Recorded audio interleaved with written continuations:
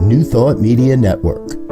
We are a global broadcast network of positive music, media, and entertainment, inspiring humanity's evolution along the journey of enlightenment and creating a world of love, peace, empowerment, and prosperity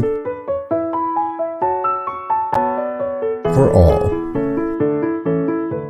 New Thought Media Network. Positively inspiring.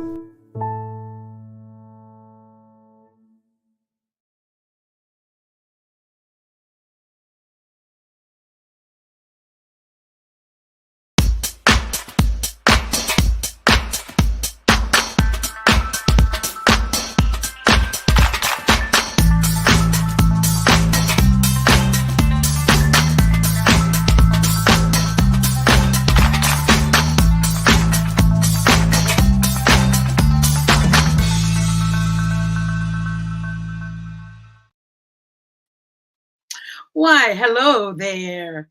It's me, yes, me, Bonnie Gonzalez, your doula for grief. Welcome. Hope you're just having a fantastic day. And if you're not, that's okay too. So we'll be together for the next hour. So why don't you make this program for you and about you? Join us, drop a comment or a question into our comment box and be a part of the program today. So back to, yes, your doula for grief, which is me, Bonnie Gonzalez. And a little about me is that I am a grief coach. I'm a registered nurse, a religious science practitioner, and a licensed soul collage facilitator. And if you've listened to me before, you know what my next words are. The most important thing that I am is a human being right here on the planet with you right now. Navigating this thing that we call grief. And the reason that I'm here, the reason that I show up every week here is to help demystify grief. Taking grief out of the shadows of our lives and bringing it right smack dab into the middle of the room, into the middle of our lives. Grief is a human experience. Grief has so much to give us, so much to teach us, so much to show us about ourselves. And I feel that if we're hiding away from that, we're hiding away some of the best parts of ourselves. So I am here to, as I said, to continue to move the needle on making grief a topic, or allowing grief to be a topic that we can discuss comfortably. And I guess I should take a minute here to say, what is loss and what is grief? How does grief and loss go hand in hand? Loss is what we experience, and grief is what we feel. And loss is just defined as any event, expected or unexpected, that happens, and your life can no longer go back to the way it was before. That is what loss is. And that shows up, as we all know, the big teacher of all, the big kahuna, the big mother of all loss is death. Death of a loved one, family, friends. Death is that biggest one. That is the biggest loss that we'll experience in this lifetime. And then that loss, and before I move on, let me not get ahead of myself here. What I was going to say, yes, we honor death and give it its rightful place in our human experience.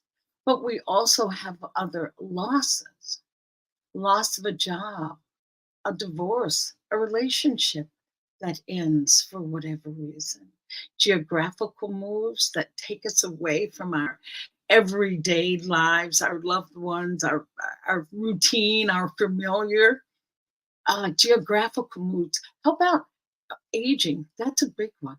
aging, um, health issues or health challenges, surgeries that leave our bodies a lot different than it was before. So we just have so many graduations, a promotion. Suddenly you are in a whole different environment that maybe you're not accustomed to. So that's loss. Those are the losses that we can experience. And you could probably add some more to that laundry list of losses. And then grief is what you feel. And grief are those emotions that come up: sadness, anger, confusion, numbness. Yes, you could be even numb. It's like, "Oh, I just don't feel anything," especially in those initial stages of grief. There's a lot of numbness, not knowing what in the world has happened. So that is loss, and that is where grief comes in because of those losses. We go into that place of grief. And I want to today, oh, I want to say this, that whatever the reason that you're in grief, that's okay. We honor whatever the reason. But the most important thing is honoring where you are right now.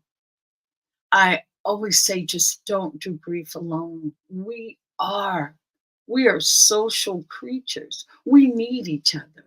You may not be a people person per se, but you do need that human interaction. And Bell Hooks says it so beautifully that we cannot heal in isolation. And Subon Fu Somé goes on to say that the way of moving through grief in the African tradition that where she's from or was from, that when grief finds one person, it's not like, oh, Bonnie's in grief. It's a communal thing, a communal emotion or experience in that culture. And they say that not just Bonnie's in grief, but grief has found us. Because, as I said, that bell hook says we can't heal in isolation. And ways three, I feel there are three vital components and pillars of moving through grief. And one is that grief needs to be heard. Yes, grief needs to be validated, and grief needs to be shared. Those are I'll say, the building blocks of moving through grief and healing from grief. And knowing that grief's superpower is healing. Yes, believe it or not. The very thing that we as humans want to run from is the very thing that we should run to, because that is what will heal us. So that's loss and grief, and knowing how important it is to talk about our grief and to be in communication with each other around our grief. And, we're just at a very special time of the year. It's the holiday season. And I'm sure there's plenty of us that do not want to hear the words happy holidays, or feeling like, oh, do I have to go through that when I'm in this place of grief? And so I want to just give you some tips today on how we can navigate grief. 7 strategies. Our theme is 7 strategies for coping with grief. And I say 7 strategies for coping with grief during the holiday, and not just the holiday, but coping with grief every day. As I said on another program, grief does not take a day off. Grief does not take the holidays off. If anything, send grief an invitation. Yes, you're welcome. Because if you welcome it and know it's there, then you can plan for it. You can have a strategy of how you're going to move through the holidays with your buddy grief. And so We're going to discuss the strategies of grief. And as I said, 7 strategies. And I don't want to overwhelm you or overload you. I'll just go slowly. And if you want to, grab a pen and pencil, a pen and pencil, pen or pencil, and a piece of paper, and take some notes that you can refer back to or pass on to someone that you know that is in grief, that would be wonderful. We'll take a break in just a few minutes, but I just want to say this is the holiday season. And a couple things about that, just to know why this could leave you feeling a little tense and overwhelmed. Um, it's because if we're in natural rhythm with nature, this is the time of going inward. The days are shorter, the nights are longer. In most regions, it's colder. So this is the time of going inward, um, self-reflection, self-examination. But instead, we have all these holidays that have been uh, that we've been gifted with. It started out with Halloween, and then most cultures, or especially here, American culture, and I live in Mexico, and there's a little bit of Thanksgiving there because there's so many expats. But Thanksgiving, and then we have Hanukkah, and then there's solstice, and then there's Christmas, there's Kwanzaa, there's New Year's Eve, there's New Year's Day, and if you really want to push it, as I read somewhere, that the Super Bowl is considered a holiday. So we've got a lot going on in our lives. We're suddenly busier than we're naturally inclined to be. The weather's not supporting that. Just the rhythms of the earth are not supporting that right now. So that can really leave you feeling, really pushed in the out of your element. So just know that sometimes it's not about a cure, it's not about a magic potion. Sometimes it's just awareness that can bring about that healing balm or remove the anxiety. Just being aware, awareness, having it witnessed, speaking to it, those are the ways that we can move um, through our grief at this time. And I always say, just learning to lean into grief. And what do I mean by that? Grief is uncomfortable. I'm not going to lie. Grief is uncomfortable. It's intense. It's challenging. But you have what it takes to survive. Grief will not pull you under like that current, pull you under and drown. That is not true. It feels like that may happen. But if you can lean into those feelings, and what I mean by that is just feel it. It today, if it's only for 1 minute, tomorrow 2 minutes, maybe in a week before you know it, you can really let those feelings come and have its way with you. And when it goes, it's like that wave that goes back out. It takes that energy of whatever you may be feeling as far as sadness and grief and emotions that way, takes it away as well. So it comes up to come out. So I want to just take a break and then come back and start with our 7 strategies of grief. So take a minute, grab a pencil, a piece of paper. Let's take notes. Oh, before we go away, Joe, I want to say this. If you know someone that's in grief, if you know someone that's had a tremendous loss in their life right now, or over a period of time, maybe multiple losses, reach out. You be the person to reach out. And if you're saying reach out, I don't know what to say, I don't know what to do, you don't have to say anything. Or you could just say just that. I don't know what to say. I wish there were words that I could use to allow you to feel better. But I'm here for you. That's a beautiful statement from Thich Nhat Hanh. He says that the most loving and kind thing that we can say to anyone and really mean it is, I am here for you. So that is what you could say if you're at a loss. I am here for you.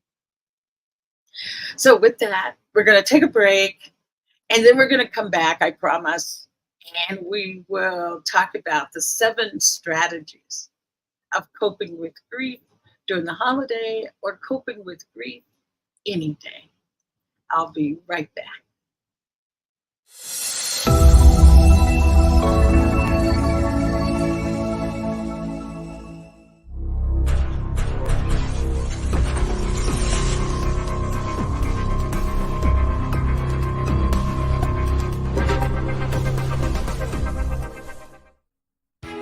New Thought Radio, music from all your favorite New Thought artists. From Jamie Lula, Karen Drucker, Gary Lynn Floyd, Ricky Byers, Daniel Nahmod, Eddie Watkins Jr., and many, many more. 24/7 New Thought Radio. Positively inspiring.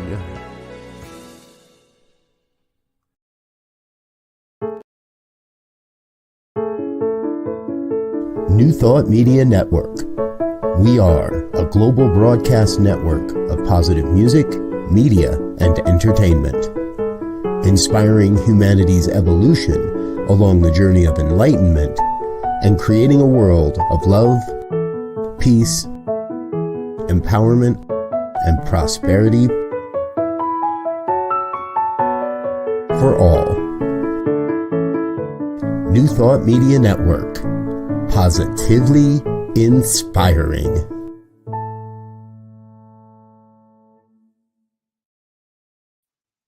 Hello, welcome back. Do you have your pen and pencil? Why? If not, that's okay too. You can just watch a replay and play it back. So as I promised, we're going to discuss 7 strategies for coping with grief. And as I've said, grief, it's a major loss that affects us both emotionally and physically. While there are no easy answers or quick fixes to relieve the pain, there are steps you can take to take care of your mind and your body during this process. So the first strategy is feel your feelings. Have you heard that before? If you haven't, I'm here to let you know that you have every right to feel your feelings. It's important that you do not hide your feelings of grief, even though grief may feel uncomfortable or even frightening. Some people describe their experience as riding a wave, as the wave of feelings flow over you. You lean into it and you ride it out. This will move the healing process along. Feeling and experiencing your feelings fully will help you avoid complications, such as depression, substance abuse, or other health problems. And that is a truth that deep held emotions of grief can lead to illness. And I've had guests on the show that have talked about it. There was one person that knows because they held on to their grief and it was unexpressed, they developed a brain tumor. Another person I know developed, chronic pancreatitis. And I love what Maya Angelou says, when we know better, we do better. And now that I'm here saying this, that it's okay to feel that grief, there's no need to suppress it any longer. And what I was going to say, it's wonderful when you have support to help you with those feelings. If you're feeling the need that, wow, I'm really terrified of doing this alone. Reach out. There's grief support groups. There's coaches and counselors. I'm a grief coach. I'm available. I know there are other psychotherapists. There are other modalities of helping people move through grief. So know that that is number one, is to feel your feelings. Don't shy away from them. Oh, and talking about leading to health issues and also substance abuse. Substance abuse can easily come up when we're trying to suppress our feelings of grief. Self-medicating.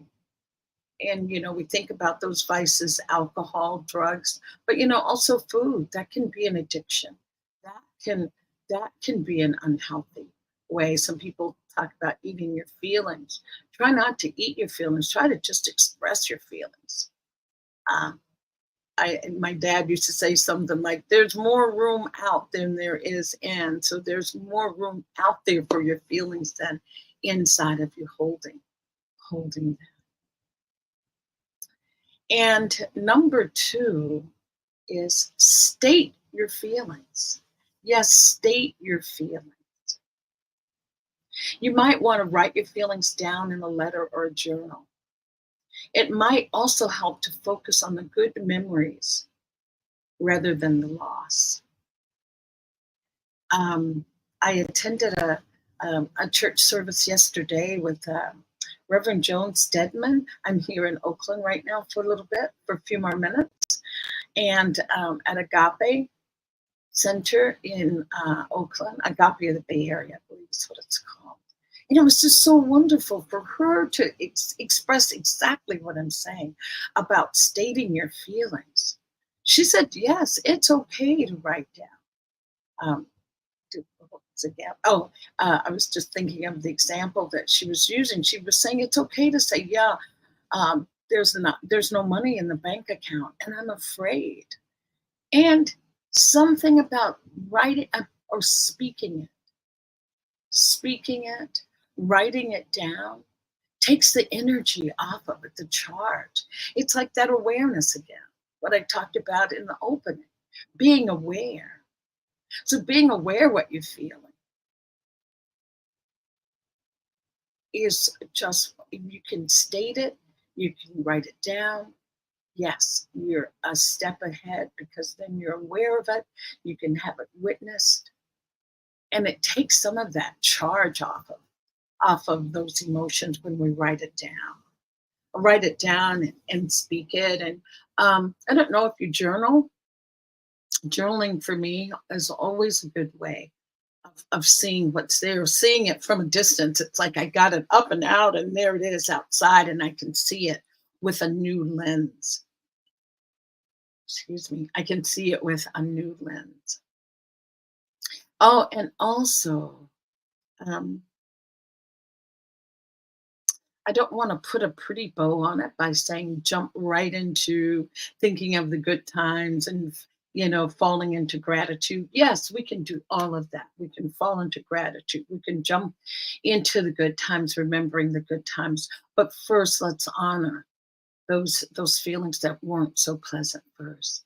And then, because if we can honor those feelings, then when we move on to remembering the good times, the joy, we can even feel that even more fully because we've given ourselves over to an emotion, and we know what it's like to really lean into something just uncomfortable.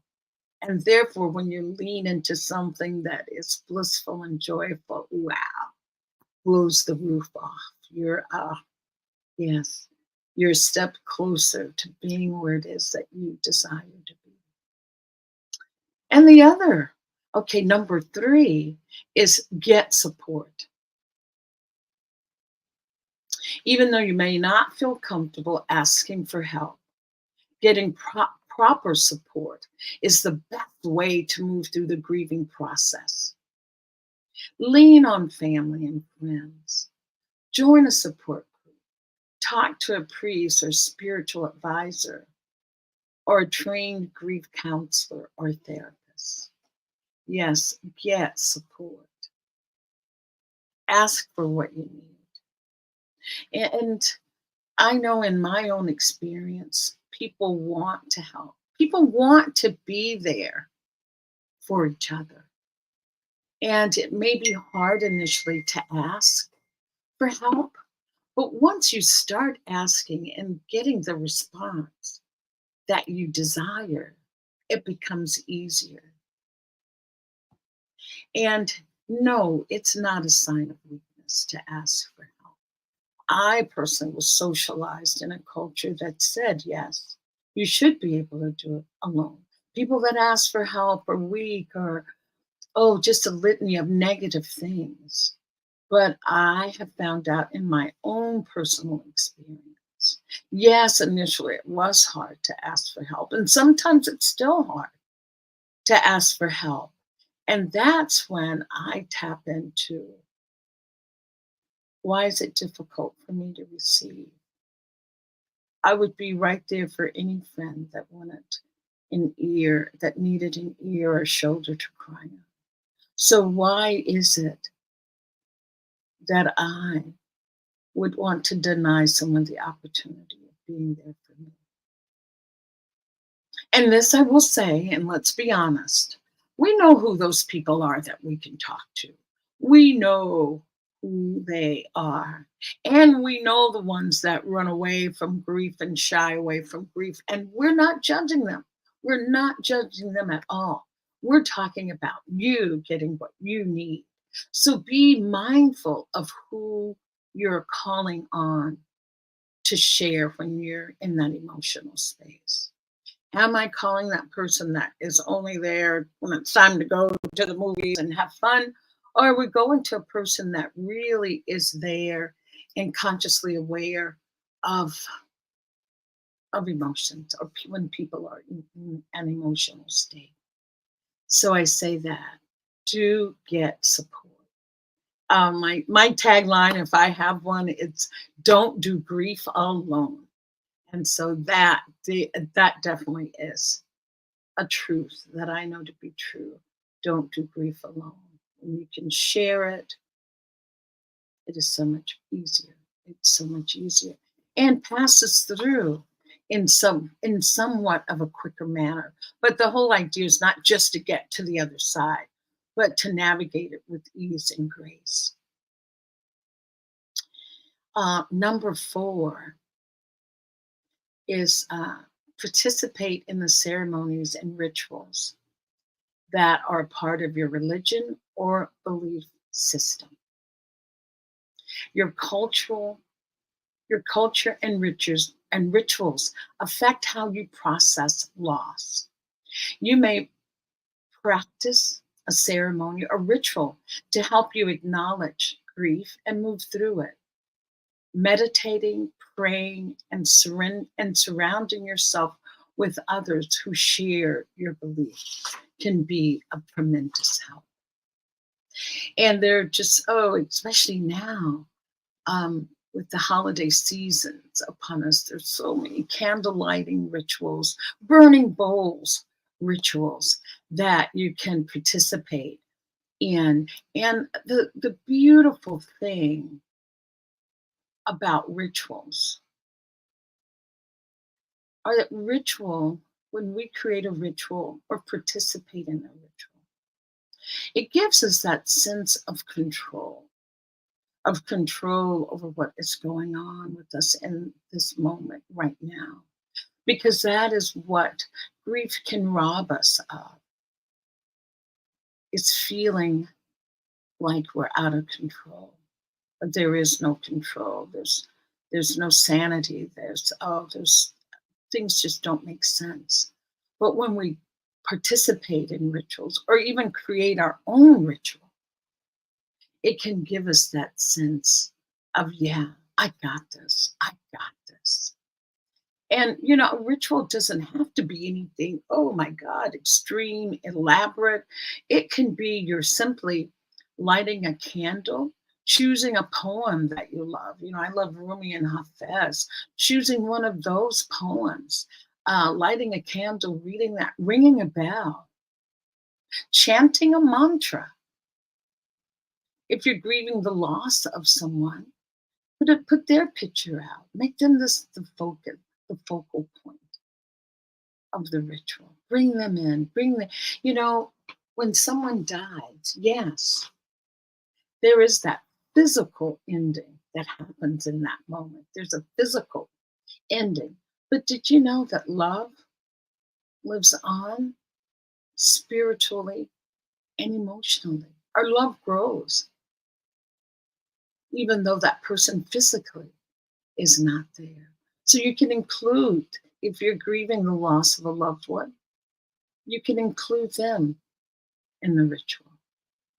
And maybe next week I'll do a little ritual for us to all participate in and celebrate, and a celebration of where we are and celebrating what grief has brought to our lives and how it's opened us up in a way that we would not have been opened before.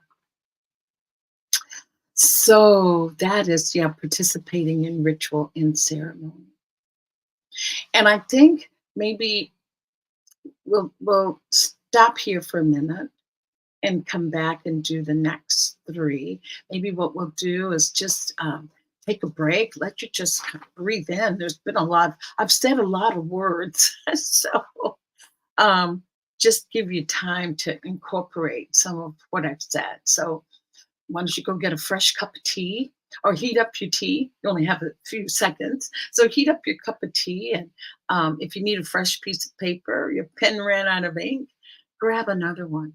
So yes, we'll be back in just a few minutes, okay? We'll be back for the next 3, the last 3 coping strategies.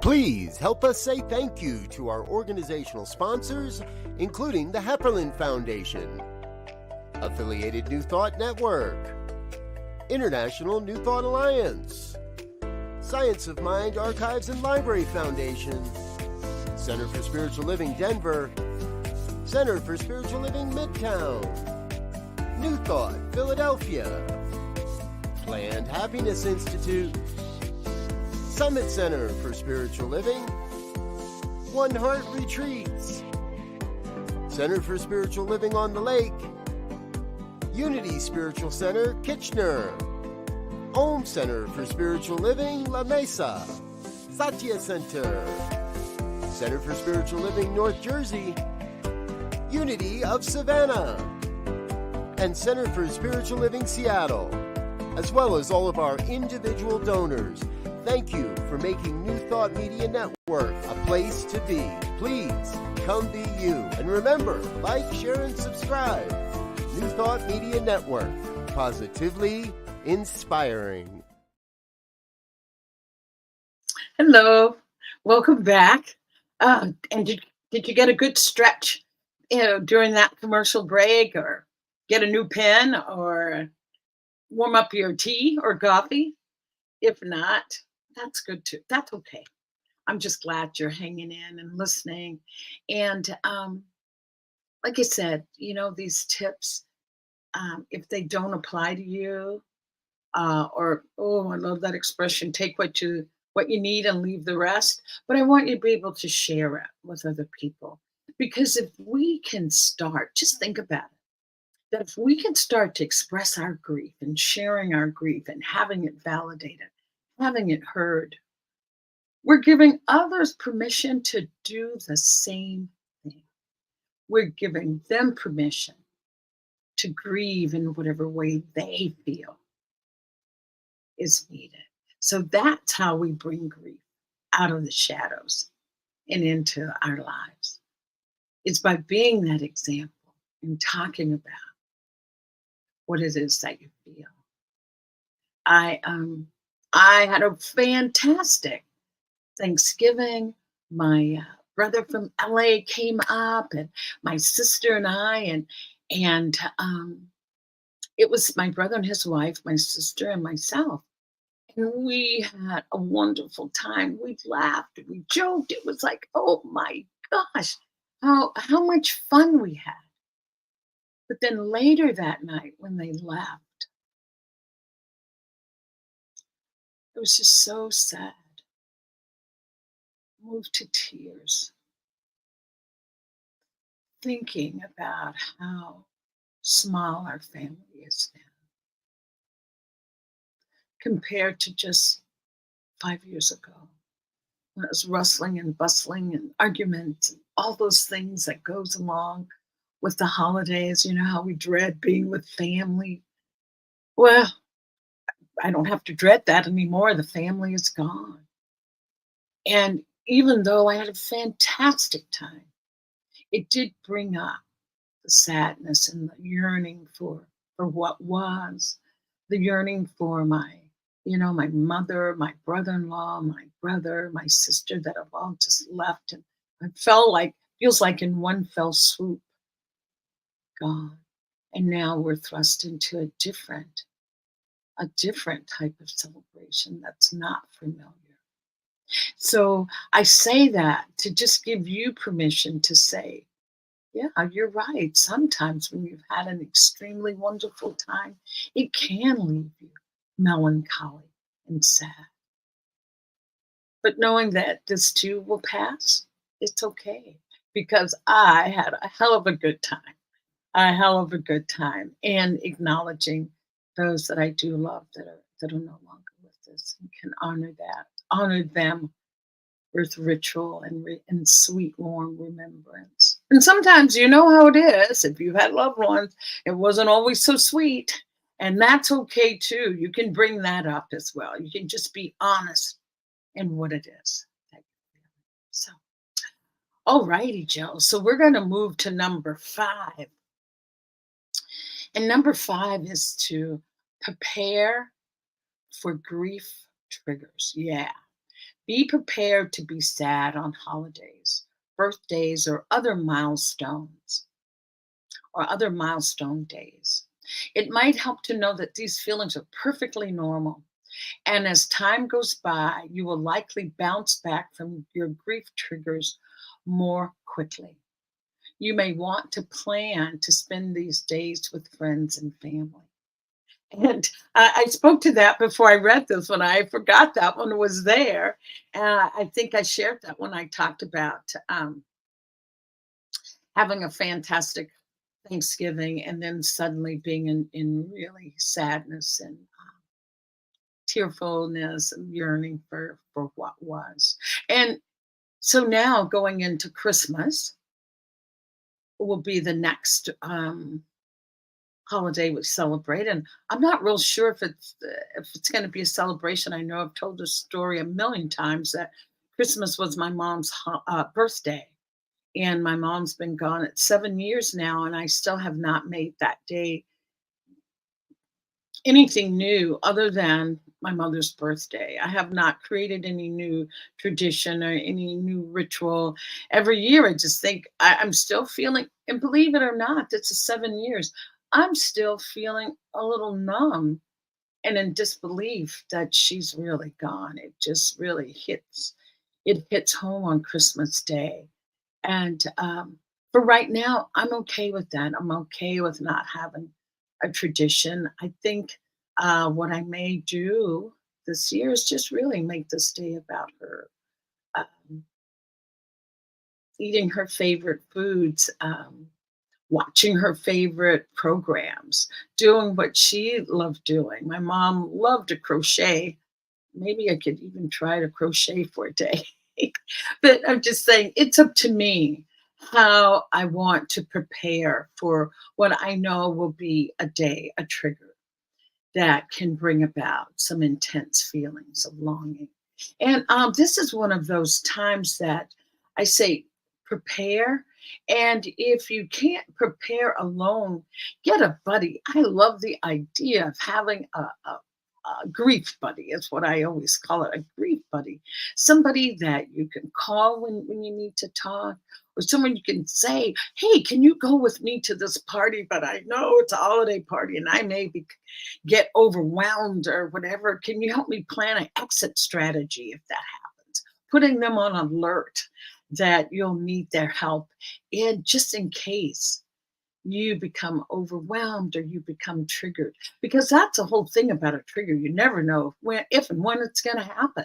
You can prepare for it. It may not happen, but it sure is wonderful to have a plan or exit strategy if it does rear its head. So yeah, so plan ahead, plan so that so just plan so that you're not alone. Oh, another plan that I forgot to mention is that, yeah, we're in the middle of the holidays, but you know what? You may want to just take off to Vegas, maybe take off to Death Valley or someplace remote and just not even think about the holidays. And that's okay too. That's okay too, because you are number one right now. You are number one. Okay, so number six, with that said, we'll move on to number six. Avoid pressure to get over it. Many well intended friends or family may tell you to be strong or move on. These statements make your feelings less important and are not helpful. You must move through the grieving process at your own pace to truly recover.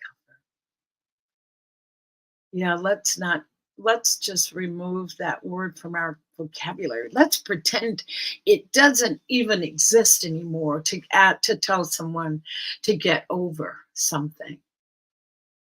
And I was talking about Subon Fu Somé earlier, about her traditions from her African culture. And she was West African culture. She was also saying that they would never utter the words, get over it, or aren't you over that by now? She says what they would say is, have you cried enough yet? Have you walked in nature enough yet? Have you talked about your grief enough yet? It's because they know that that's how you move through it or move on or get over. There's no getting over, there's getting through. There's moving forward with grief. There's not moving away from grief. And they just have that so right, and feeling that you really need to express your grief so that not only emotionally you heal, but that your body heals also. And I've talked about this before, that grief is so exhausting and tiresome. And yes, needing to take care, and that'll be our next one. But as I said, avoid following or taking seriously when someone says, get over it or move on. And what you could say if someone does say that to you, maybe you could just ask them, can you just accept that this is hard for me? Can you just accept that this is hard for me? That's it. So let's see. Goodness gracious, we're at number seven. And I hope that you've been able to take some of these strategies in. So number seven is take care of your health. Regular exercise may improve symptoms of grief. It's important to eat a healthy diet, get enough sleep, avoid alcohol and other substances that numb your pain. It will only take longer to heal if you try to numb the pain. And then you run the risk of developing substance abuse issues. We don't want to go there. We're worthy of so much better. We're worthy of just good self-care, good self-love. Love that term that I'm hearing more often is, oh, what is it? Now that I've said that I love it, now it's, um, yeah, loving up on myself, pouring into myself, loving up on me. That just has such a sensuous feeling as well, to say loving on me, loving on me. And some things that we talk about self-care and talking about your health. And I was with Robin and Gil the other day on Rockin' the Love, and talking about the first thing we think about with self-care is a massage. And yes, I love a massage, bring it on, but that is just the tip of the iceberg. Self-care is, how much do you put on your plate? How much do you expect from and of yourself out there giving and doing and being and taking care of? Look at your plate. Can you delegate something? Can you just take something off your plate? Can you leave space around activities? I got invited to an activity and I said, "Oh, I have something, a little bit later."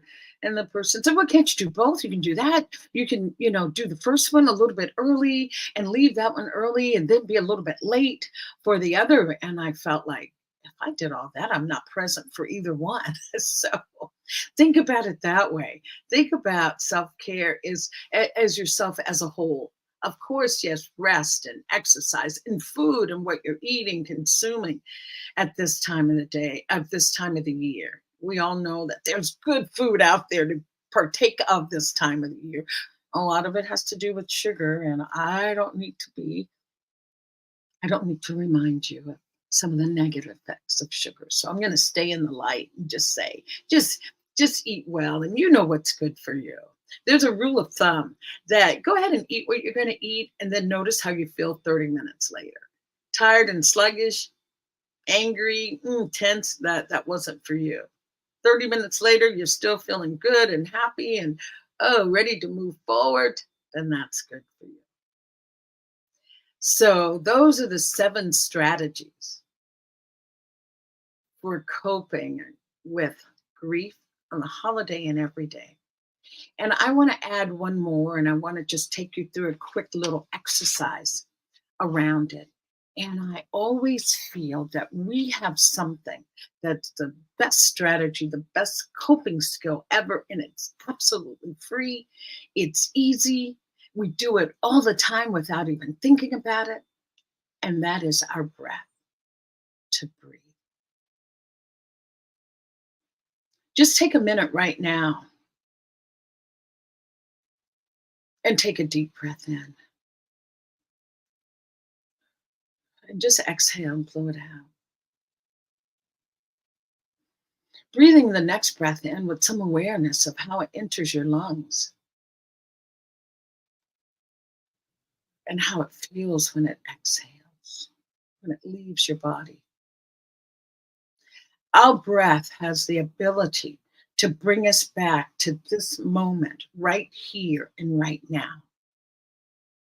I know when I'm going through grief, I can get really emotional and crying or feeling just frustrated with anger. But if I stop and take a breath,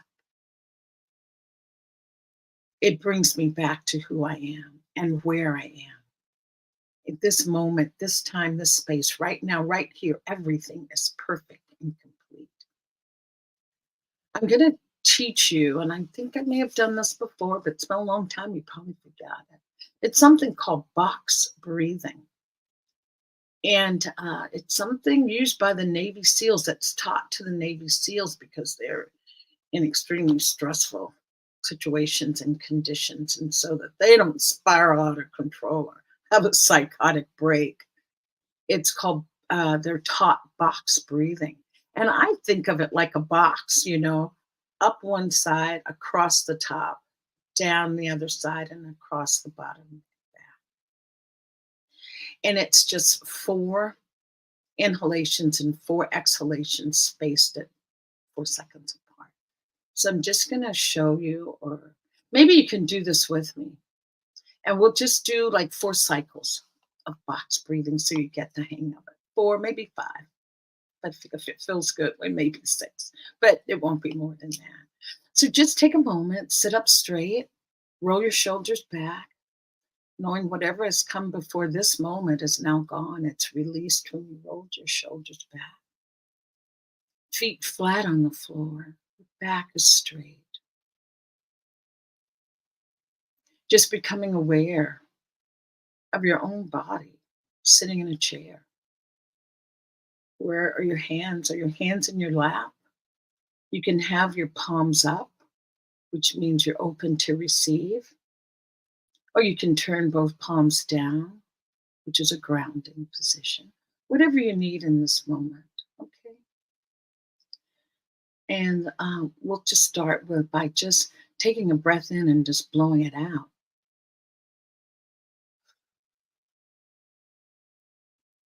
So let's start. Deep breath into the count of 4. 1, 2, 3, 4, and hold. 2, 3, 4. Exhale. 2, 3, 4. Inhale. 2, 3, 4. Hold. 2, 3, 4. Exhale. 2, 3, 4. And hold. 2, 3, 4. Again, inhale. 2, 3, 4. And hold. 2, 3, 4. Exhale. 2, 3, 4. And hold. 2, 3, 4. Inhale. 2, 3, 4. Hold. 2, 3, 4. Exhale. 2, 3, 4. And hold. 2, 3, 4. And just one cleansing breath in. Deep, deep, and exhale.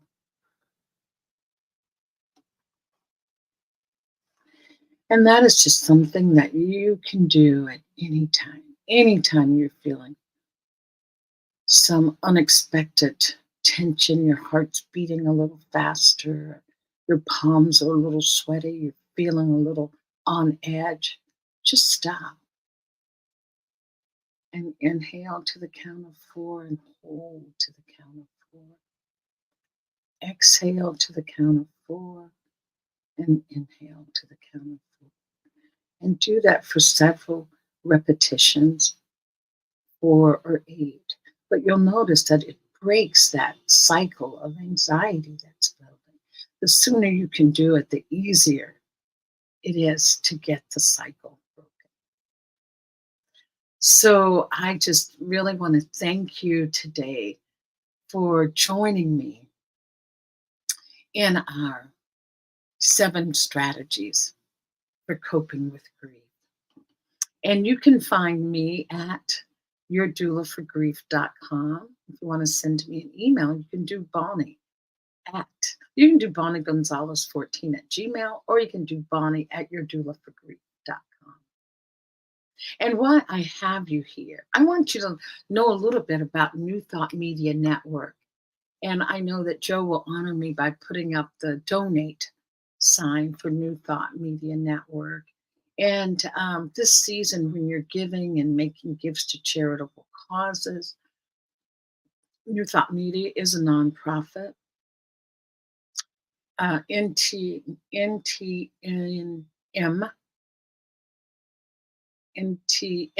Media. Thanks, Joe. And donate. Thanks. So, oh goodness, I'm glad you didn't have to just rely on my memory for that.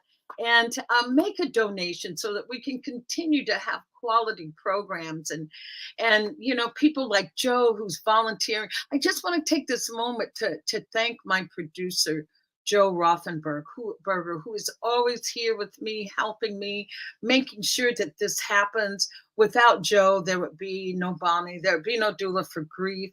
So let's make some donations because Joe could we could compensate Joe for all of his time and effort. And I want to say, oh yes, check out some of the other programs on New Thought Media Network. I was just Joe, can you put up the little calendar? I think there's a calendar of programming. But you can find New Thought Media. I know you can find it on Facebook, New Thought Media Network, and look at that. Look at all the programs that are happening on New Thought Media Network. There is prayer every morning at 8:15 Mountain Time, and there's prayer every evening, 8:15 p.m. Mountain Time.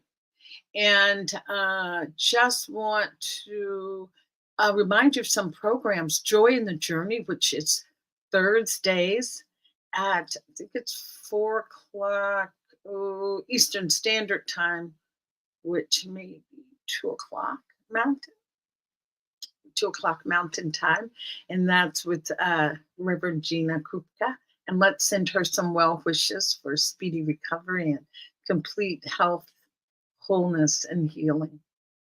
So also we have, as I said, Rock and Love that comes on Wednesdays, 12 noon Pacific time or 1 p.m.